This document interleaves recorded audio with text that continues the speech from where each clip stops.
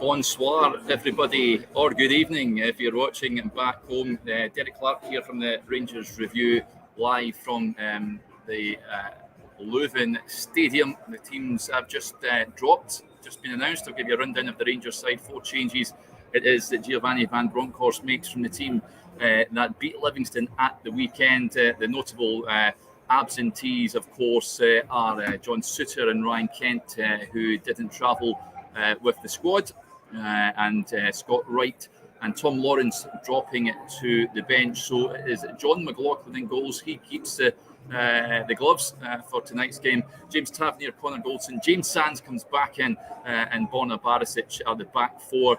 It's a midfield 3 of John Lundstrom, Glenn Kamara and Ryan Jack, with a front 3 consisting of Malik Tillman, Rabi Matondo and Antonio Cholak. Good to see Matondo coming back. Of course, he missed that game at the weekend tonight, and he is certainly a player that the Union coach and players know all about. Of course, he scored against them last season. He was actually called one of the best players in Belgium last season as well. So they'll surely be fearful of him tonight. It'll be interesting to see how he gets on. I spoke to a number of Rangers fans earlier on in the market part of town, and it was great to speak to them. They were all excited to see Matondo in a Rangers jersey. So aren't we all? I'll just give you a quick rundown, incidentally, of who is on the bench for Rangers this evening. Alan McGregor, Robbie McCrory, Ridvan Yilmaz in the matchday squad, which is great to see. Ben Davis also in the matchday squad. Leon King, Adam Devine, Stephen Davis, Tom Lawrence, Scott Arfield, Scott Wright and Fashion Sakala. Let's get to some of the comments that are coming in. Just a good friend of the show says, let's Geo, yeah, exciting building. A lot of Rangers fans in the square, I can tell you. I'm sure that if you've not seen my little video I posted on the Rangers Review Twitter account, they've taken over Leuven as expected in full voice, and enjoying sampling the refreshments that Belgium has to offer, shall we say. And I'm just looking over to my right-hand side, and they're making their way. It's a very small sort of stand behind the goal. It's 4 stands, 2 small stands behind each goal, and 2 tiers on the stands across the way up on the pitch as well. So it's quite a steep vantage point where I'm sitting here. You can see a lovely Stella Artois sign beside me. Other beers are available, of course. But yeah, looking over to the Rangers side, the flags are in there. Good to see the Kiwi True Blues. I actually spoke to Graham from the Kiwi True Blues a little earlier on. He said they took a flight from Auckland to Dubai to Glasgow to Brussels. It really is quite incredible stuff. It just shows you what Rangers really means to a lot of people. Right, let's get to some of your comments. If you want to put your point across, then please do so. Don't be shy. David Kerr, hi David. Craig Sweeney gets in touch. RSE 56 says that I think McGregor will be back up to McLaughlin this season, but I hope McGrory signs a new contract. I totally agree with you in regards to that.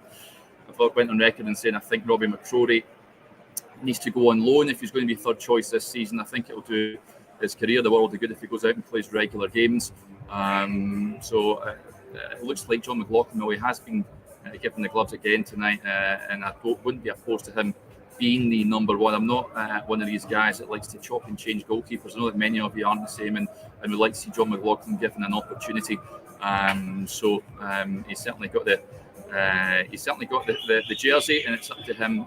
It's up to his to lose it at the moment. Let's see. Let's see. How's the beer, Derek? Mark gets in touch. Is it a Grundenberg earlier on? I think that's a Belgian beer. I was getting slagged yesterday because I had a Stella outside one of the little bars, which I couldn't understand. Johnny McFarlane, not too happy with my choice of beverage, but what can you do? David says with a strong team, it is a strong team. You look at that front 3, and of course they've not played together. Malik Tillman, Rabi Matondo and Antonio Cholak, but on paper it's an exciting front 3. Certainly you've got the speed with Matondo. Tillman, I thought, did really well when they came on at the weekend against Livingston. You can tell the guy's got class, and he's been schooled really well from the best possible schooling at Bayern Munich. So it'll be interesting to see how he gets on. Antonio Cholak as well. Sort of started service somewhat in that first half going to say Almond there, but the Tony Macaroni Arena. It's all about getting them service, I think. If you give him opportunities in the box, as we've seen against Spurs, he's going to have an opportunity to take them. And David Aitken gets in touch yet. It's just touching on what I was saying there. Hopefully see some good link-up play between Tillman and Matondo tonight. Aldo gets in touch. Hi Aldo, Sands is so underrated. Listen, I think it's great to see him in the team tonight. I think that was the obvious choice when John Suter wasn't travelling. I think even if he did travel, I think there's a clamour for James Sands to get the nod. He's been playing alongside Goldson, of course, in pre-season and done pretty decent, pretty well, of course. And I think with the ball at his feet, he's so composed. Doesn't look flustered. It'll be good to see him alongside Goldson tonight. Davy Bremner gets in touch. Hi, Davy. Bit of bite in midfield. So certainly, yes, Ryan Jack and John Lundstrom were so integral to that run to Seville last year, weren't they? So it's good to see them. They'll be obviously holding the court, if you like that, holding midfield pair, the quarterbacks, and I think Glenn Kamara may just have that license to push on further up. Perhaps we've seen it in pre-season a little bit. He's been given the opportunity to get himself forward a bit more, so I'd imagine that'll be what Giovanni Van Bronckhorst will be thinking tonight. Let's see. Mary gets in touch. Oh, that's very nice of you, Mary. Derek's looking very handsome. I've had a couple of Stellas with you. The fiver is in the post, Mary. Let's see, what else have we got here? A good team for tonight, yeah. A lot of liking the team that Giovanni Van Bronckhorst has put out. Happy to see Jack back in the starting lineup tonight. Yeah, I think he's a good player. Listen, he's one of those guys where when he's fit, is the key words, he is integral to that Rangers side, of course, and that's been his problem of late. Of course, he was out for that long period of time, Ryan Jack, and it looks like he's come back, and it's just about managing him and managing his game time. He's not going to be able to play every game, every few days, of course, but certainly for games like tonight, I think he could be an important player for Rangers. Teddy Bear gets in touch. Who is on the left? I'd imagine it would be Tillman, but Matondo is left-footed, but he prefers to play on the right-hand side. I'd imagine it would be Tillman over on that left, with Matondo on the right and Cholak through the middle. Unless we see, Matondo, as I mentioned, is left-footed, but we'll see shortly in just under an hour's time how Rangers will line up. How's the pitch? Mark says immaculate. I touched on it yesterday. I was lucky enough to get down close and personal and look at the pitch in close detail. Shout out to Ollie Macon, the groundsman from Manchester. Actually, he's came over and he's actually won awards here for his pitch. Him and his ground staff have got it in real good nick. And it's like a bowling green out there, so there's no excuses tonight. It's looking absolutely sublime. Let's see what other questions are coming in here. Nathan says, surprised Super Scotty Arfield isn't starting, but he's a brilliant super sub right enough. Well, we've seen that on Saturday, didn't we? And I think that was worth his contract, just that goal aside. What a sublime goal it was too. Great intuition and sort of know-how to make that run, and the deftest of headers, of course, just takes it into the corner, and Rangers are then flying, and that allows James Tavernier to get the winner. But listen, Scott Arfield will play his part this season. I think he's going to more often than not be a substitute coming on and sort of try and influence games from the bench, as we can hear the Rangers fans behind the goal making quite a noise. The Union Bears, that is, you can hear as the Rangers players actually head onto the pitch. The goalkeepers heading in first, McCrory, McLaughlin and Alan McGregor. They'll go through their warm-up routines. The outfield players should emerge from the tunnel soon. But yeah, the goalkeepers making their way over to the Rangers fans over on my right-hand side. Yeah, so touching on, just finishing on Scott Arfield, yeah. Listen, I think he's going to have a part to play this season, as will Stephen Davis. I know there was some question marks over whether it was right to give them new deals based on the transfer business that's been carried out, but I think off the field, their experience and their influence is priceless. On it, they can still do a job, so I think it was a good bit of business to get them tied up. Aldo says, Cholak a hat-trick tonight. Listen, I wouldn't put it past them. This side that Rangers are playing, speaking to a few Belgian journalists, and they're hoping just to stay in the tie They don't have much hopes, I've got to say. They do have a cracking defence, best defence in Belgium last season. I think only conceded 17 goals or something like that, but they have lost their manager. They have lost a number of their best players. Undab, of course, and Matoma have went back to Brighton. Casper Nielsen has went to Bruges, I believe, and their coaches went to Anderlecht as Union players just emerged from the tunnel. Over on my left-hand side, that's a Union fans you can hear. We're expecting around 7,000 Union fans here this evening. The ground itself can hold 10,200 people, but it's a right good atmosphere that can be created in here. It's sort of enclosed stadium, and it looks like it can make a bit of noise here when it gets going. Right, let's get to some more of your questions here. Curry Muncher gets in touch. How far away is the stadium they're using from Union's own stadium? 30 kilometres away. Well, it's 30 kilometres away from the centre of Brussels, but it's a fair wee way away. It's unfortunate. I went a little wander around Union Stadium earlier on, and it's one of these old school grounds. It's actually a listed building, and the main stand. It's a wonderful facade, but it's proper old school. It was built in 1919, and it doesn't look like it's been touched since then. But it's got lots of character, history oozing out of it. It's just unfortunate that Rangers couldn't have played there. I'm told as well that Union fans make a right good atmosphere there as well. And I mean, it's their first year in 1964 as well, so it'd been good to get Rangers back there at their home ground. But of course, UEFA deem that it's not fit for purpose, which you can understand why. But yes, it was about 30 kilometres away from their own ground. Let's get to some other the questions here. Louise Y says we're doing a 4-5-1 apparently. Listen, it may turn out to be a 4-5-1 at times, especially when Rangers are out of possession and they want to stay compact. Not quite sure what I'm expecting here from Union, to be honest. I imagine they're going to have to try and take some sort of lead back to Glasgow, so you'd imagine they'll be fairly open. Because they'll know they're going back to Ibrox, so they've seen the European run last season, and they're in for a game next week. So I think they may try and have a go at Rangers, and you may see that 4-5-1 in operation. Teddy Bear's going for a 2-1 win for Rangers. A lot of Bears optimistic that we're speaking to earlier on.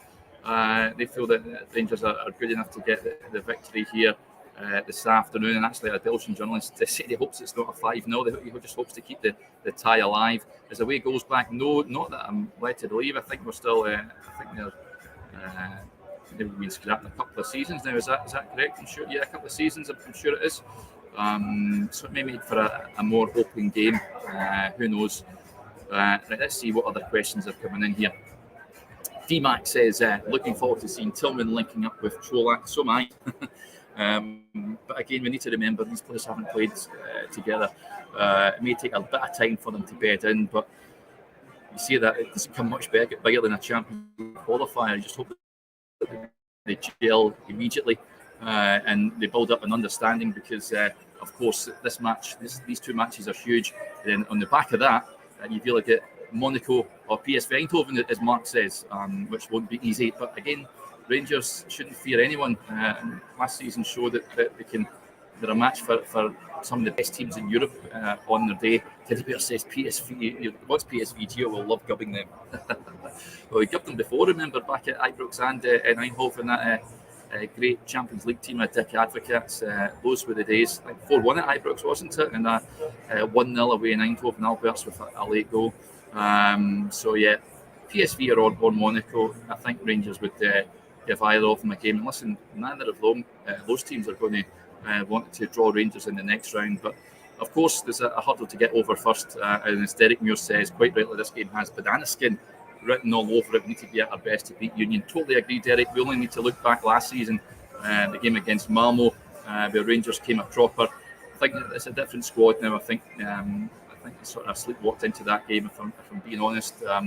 Malmo, of course, are well into their season as well. You've got to remember, and I've seen Malmo actually being parked out of the tournament.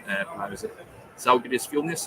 Is that right? I'm sure in the last round. So, yeah, so not good for them. But yeah, you're totally correct. I'm sure that'll be the message being relayed on. And remember, the last time Rangers were in the European final the following season, packed out by, ironically, a Lithuanian side in Kaunas, remember, back in 2008. So the warning signs are all there. Right, let's get to some more of your questions before we let you go. Just give you a reminder, if you've just joined us, the team that Rangers are putting out tonight is John McLaughlin in goals, 4 changes in all. It's John McLaughlin in goals, a back 4 of James Tavernier, Connor Goldson, James Sands and Borna Barisic. A midfield 3, it looks like, of Glenn Kamara, John Lundstrom and Ryan Jack. And a front 3 of Malik Tillman, Rabi Matondo and Antonio Cholak.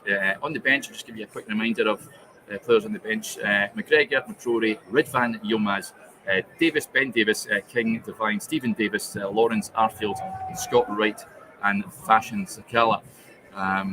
Ross says he was hoping for Lawrence instead of on the other Jack or Kamara. So that's the strength of the Rangers squad at the moment.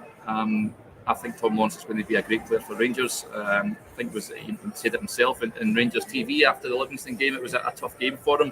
I'm sure he wasn't expecting to come up from England and playing on that plastic surface and the intensity of the Scottish game, but I'm sure he'll get up and running soon. And as we've seen in pre-season, he's a player of supreme quality, and I'm sure we've seen him at some point this evening as well. But that shows you the strength of the Rangers side. You can bring in Jack, for Lawrence, and you don't really necessarily weaken the side. Gene Forrester says, what's wrong with Ken? He took a knock at the weekend as the Union team just come out down below us. The fans applauding their heroes as they make their way onto the pitch. What's wrong with Ryan Kent? So he picked up a knock at the weekend, but it's nothing serious, we're told, and he should be back at the weekend.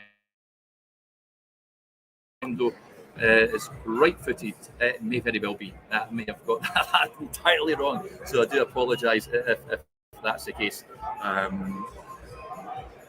Broken nose box and says not showing information tonight. Anyone know yet? It looks on paper like maybe a 4-3-3, or as someone mentioned earlier, it may be a 4-5-1 out of possession.